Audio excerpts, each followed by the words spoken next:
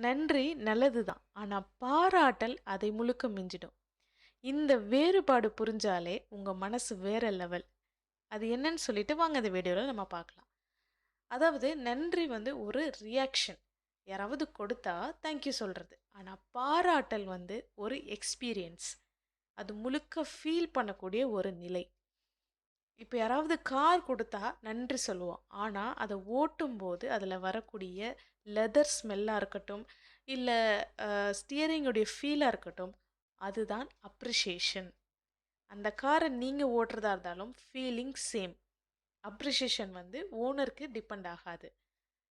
Experience பண்றவங்க கிட்ட தான் இருக்கும்.